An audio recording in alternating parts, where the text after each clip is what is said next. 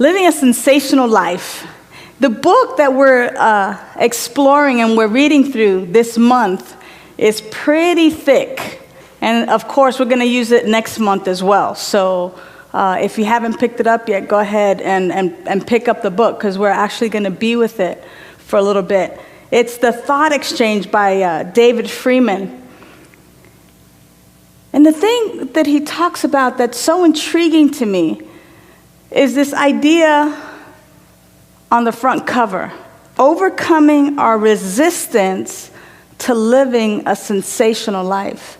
Now, when I first heard about the book and when I first saw he's got a little movie attached to it, it was kind of coined. I think I told you a little bit about it. It was The Secret Behind the Secret. And I'm like, wow, that's catchy.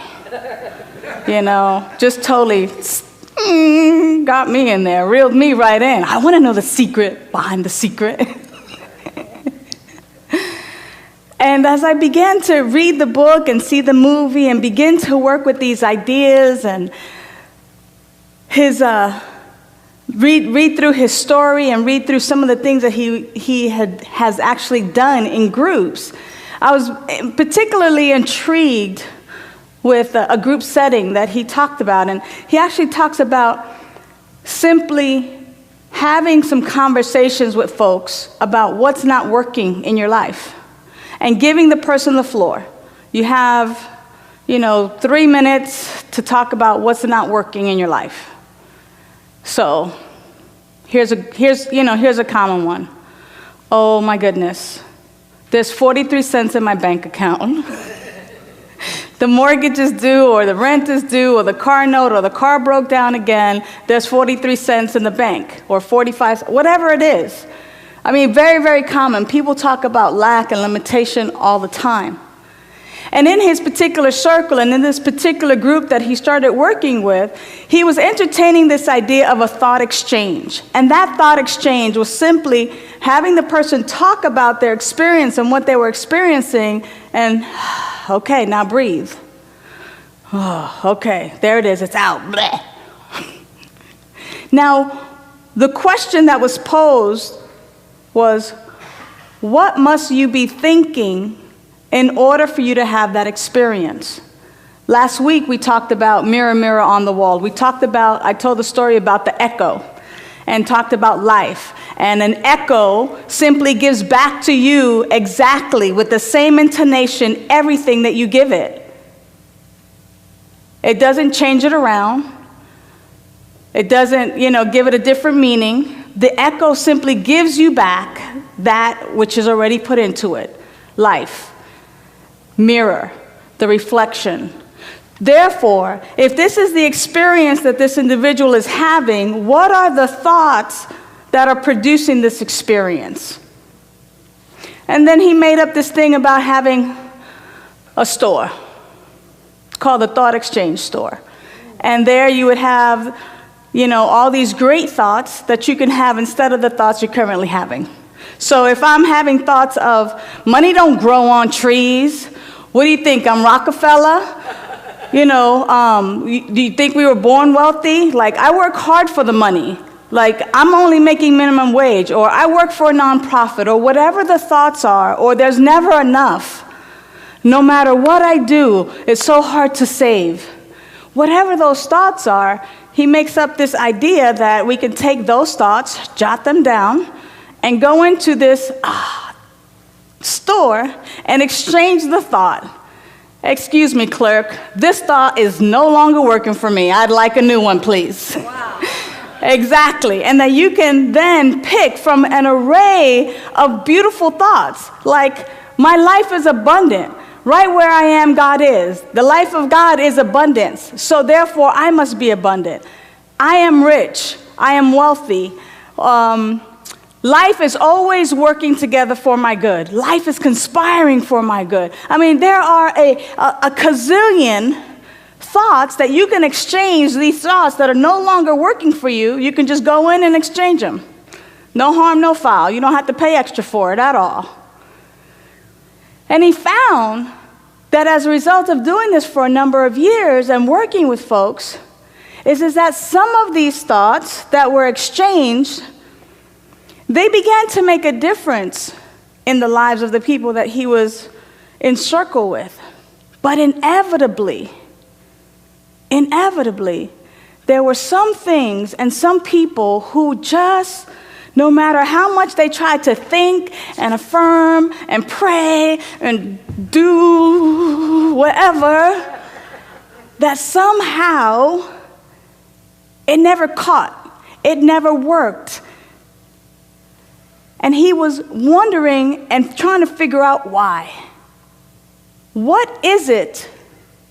You know, the law of attraction says that which you focus on, you get. That which you think about, you bring about. Same thing then on the opposite, that which you resist persists because you're constantly thinking about it, so you're bringing it about. So the secret behind the secret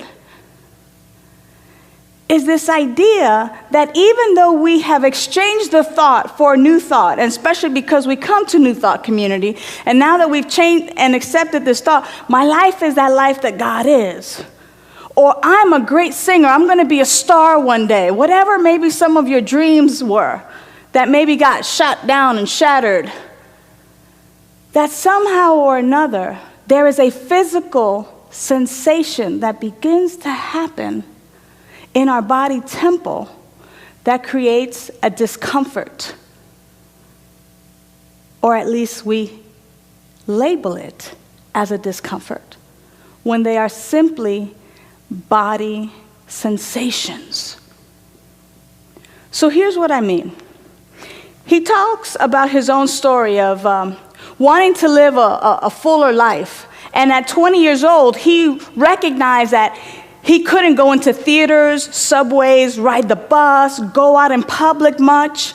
And he recognized that his life was becoming very small and cocooned.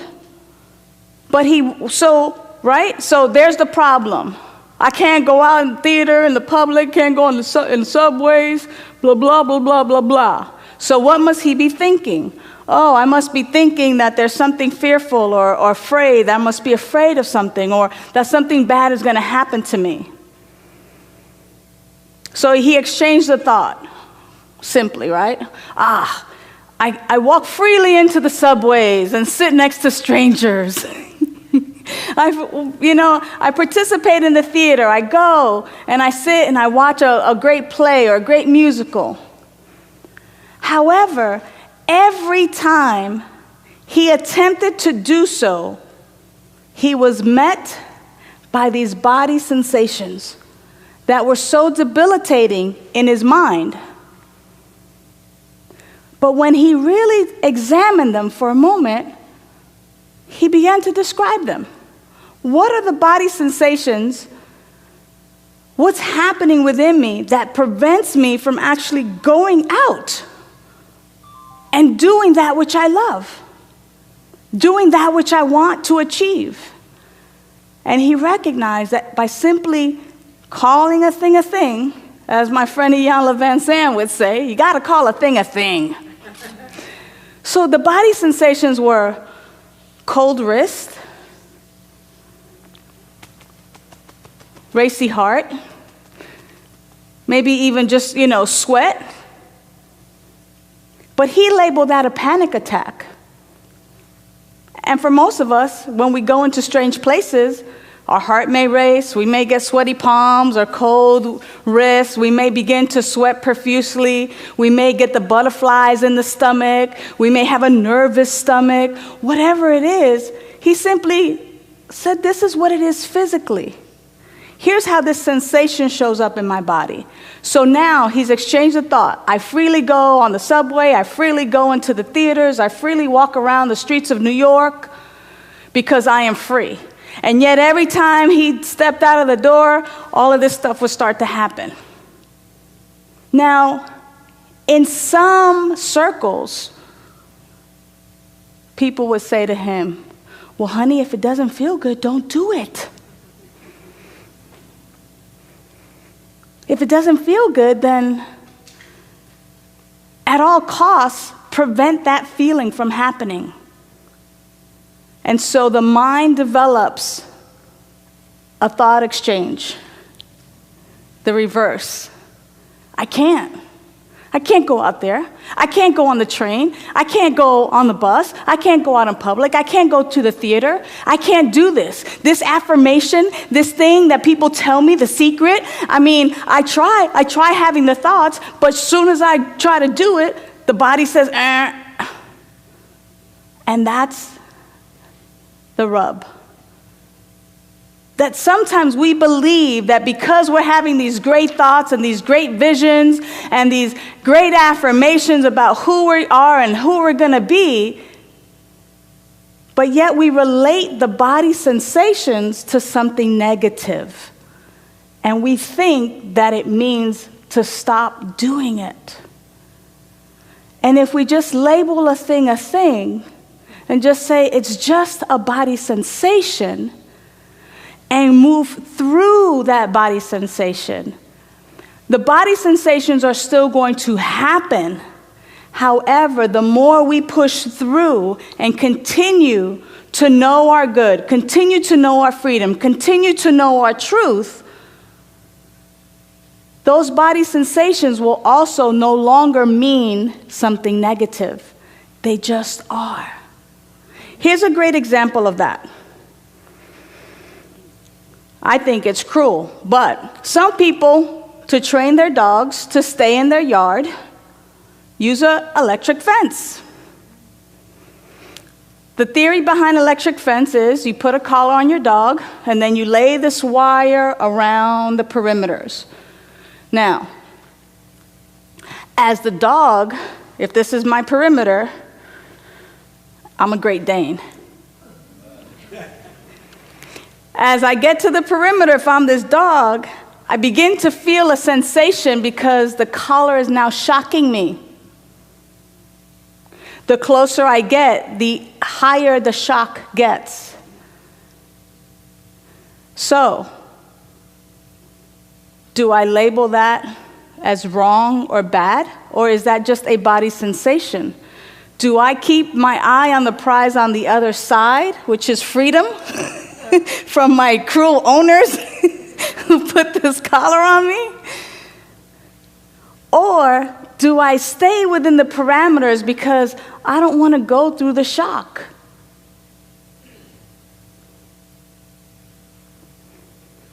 There's an actor, or even me as a performer on stage, or someone who comes up on the stage. Right before places, everybody. Places, people, places.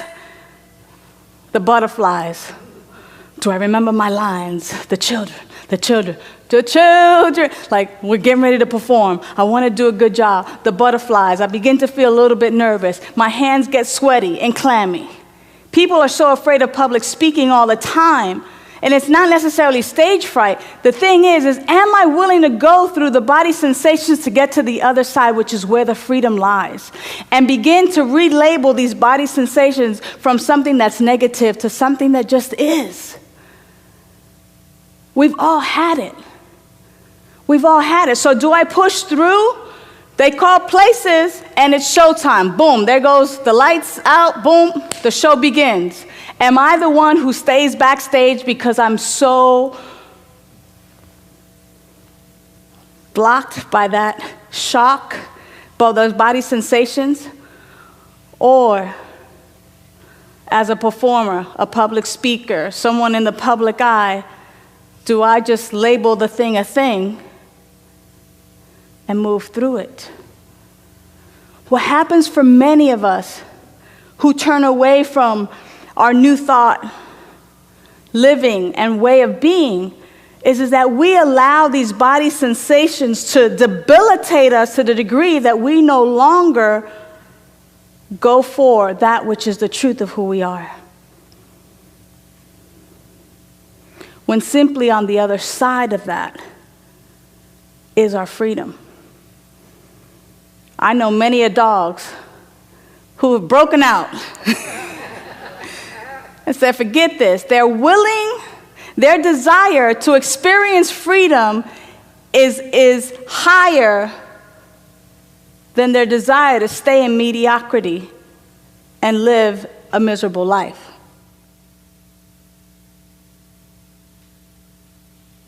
Is that making some sense?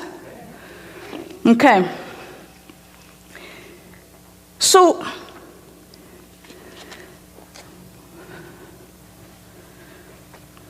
what I like that he says in the book is that just because we have this way of life and this teaching, it doesn't mean that the sensations are going to stop. But what it does mean is through our prayer, through our meditation, through our affirmations, through continuing to do our spiritual practice, as we go through the sensations that we have called negative or that we think are debilitating, that they no longer seem to have the grip or the power or the sting that they had before. It just simply is. And we no longer label it as something scary or negative. Think about this for a moment. Little kids, sometimes we got to take them to the supermarket. Sometimes we got to take them to places where there's a long line. And we get tired of carrying them. They get heavy. We put them down. But we're waiting and waiting and waiting. And what happens to them? They get restless. Their little legs can't really hold on. They get, and in some cases, they can be so vocal and they don't know what to do with this energetic that's in their body. They don't know yet how to say, my feet hurt, my legs are tired, my knees right here, like I want to sit down. When they do this. Unless they can begin to use their words. But sometimes parents or guardians, they'll be like, stay still. Stay still.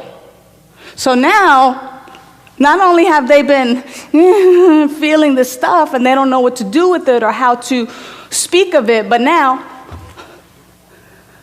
parent, mom, aka God, our provider, the one who feeds us and clothes us and shelters us and takes care of us, is now so upset with us and my behavior that I get a spanking. So I'm going to do whatever it is that I can now. My lesson as a 2-year-old, as a 3-year-old, is to do whatever I can to avoid the body sensations so that I'm not getting spanked and annoying my parent, my guardian, my provider. And yet that's a lesson that we learn, that we carry throughout life, unbeknownst to ourselves. So, of course, fast forward to adult. Here you are now, and there's a great concert or a great musical or something that you enjoy, and the tickets are going on sale. Tickets are going on sale at 5 o'clock.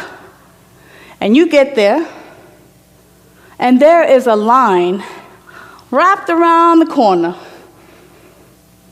What do you say? What do you do? Immediately the thought may come, I ain't waiting in that line. That's just too much trouble. Oh well. Because the body and the mind will now, instead, you will do anything to avoid the sensation. The sensation of, my legs, my feet, and the remembrance now of being spanked and being annoying to your parent. So something that happened at 2 or 3 is now affecting the 20-year-old, the 30-year-old, the 40-year-old, the 50-year-old, so forth, and whatnot. We're being informed by a 2-year-old. And that's where we have the work to do.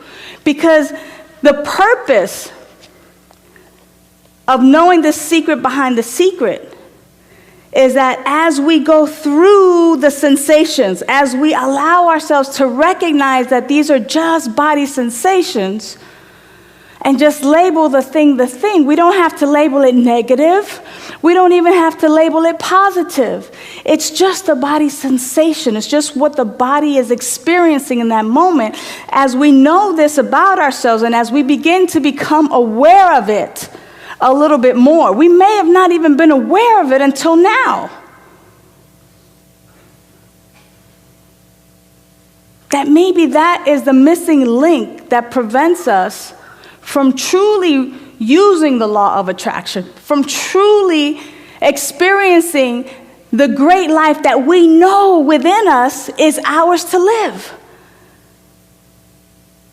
That when we begin to see it in this way and begin to recognize it, that our prayer work, that our meditation work can be around correcting this idea and belief that there's something wrong with the way my body is feeling or the sensations that I'm having. Here's a great example. My eyes are dilated. I'm breathing like shallow, like this, or heavy breathing, deep, heavy breathing. My heart is pounding. I'm sweating. What am I experiencing?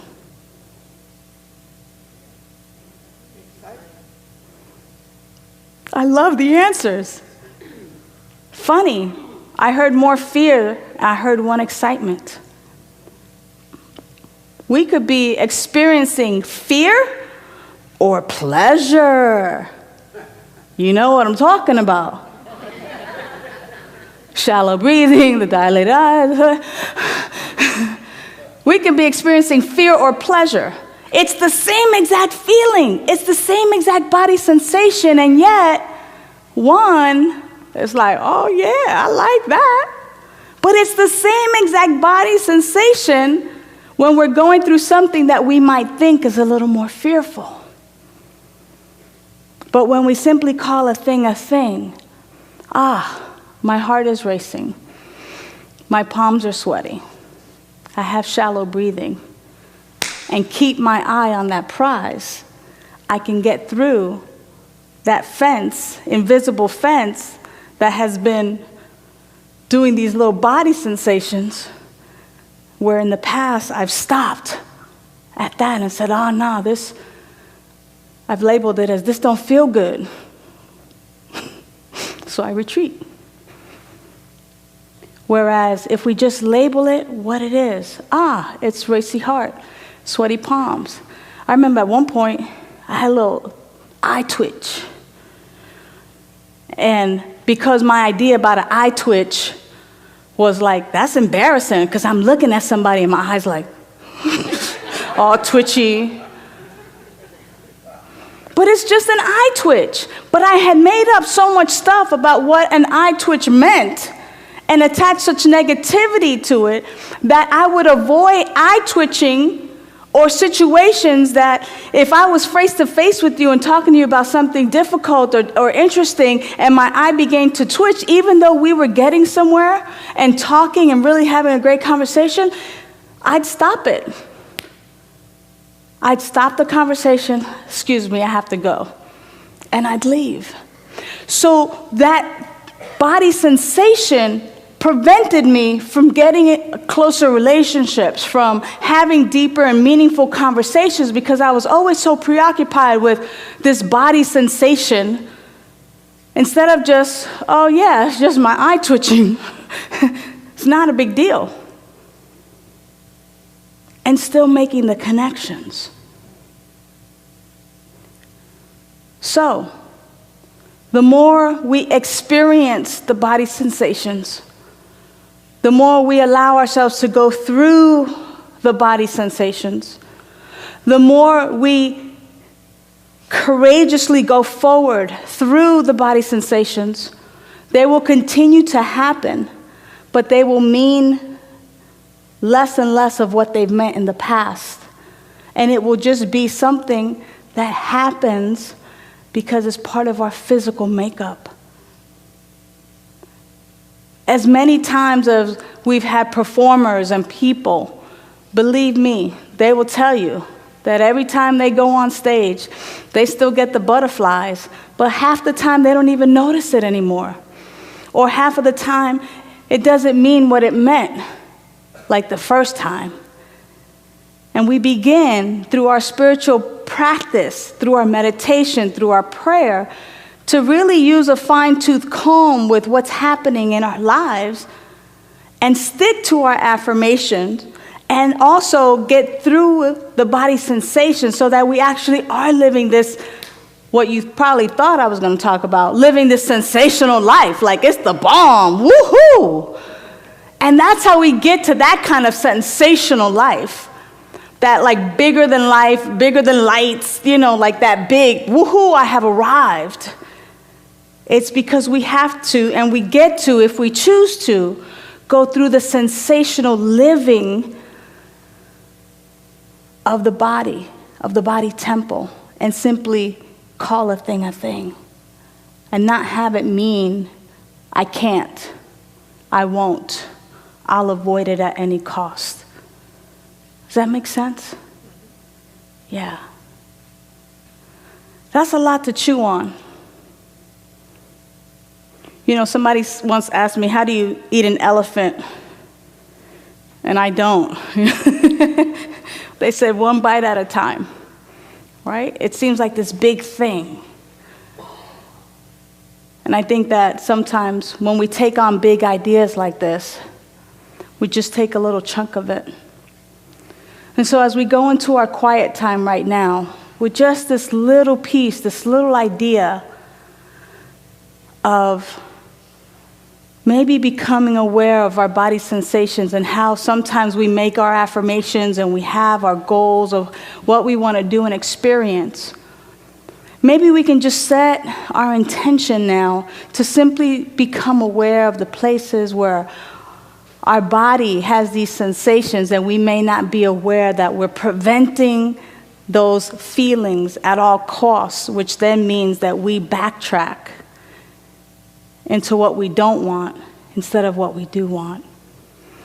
So take a breath with me.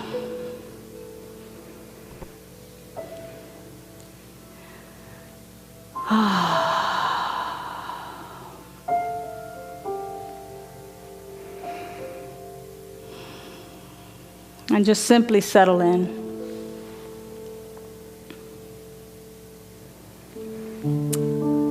Right here, all we're going to simply do is dwell in infinite possibility.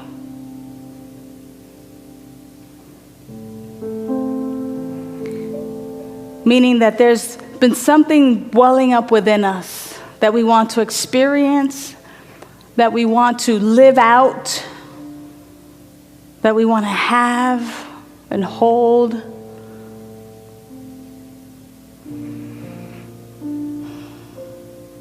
And there it lies, right there, in this realm of infinite possibility.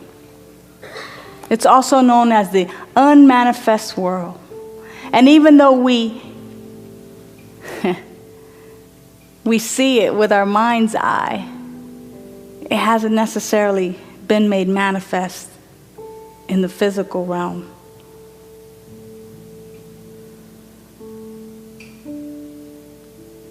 So we ask ourselves, what must I be thinking for that to become manifested in, through, and as my life? We walk over to it. We step in its space where it and I are one, where you are in the same, occupying the same space as it. It's almost like you're trying it on for size.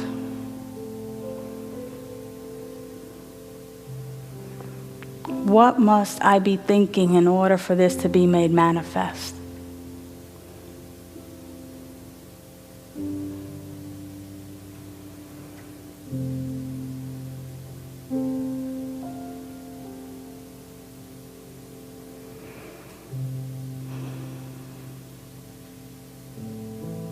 Be with that for a few minutes.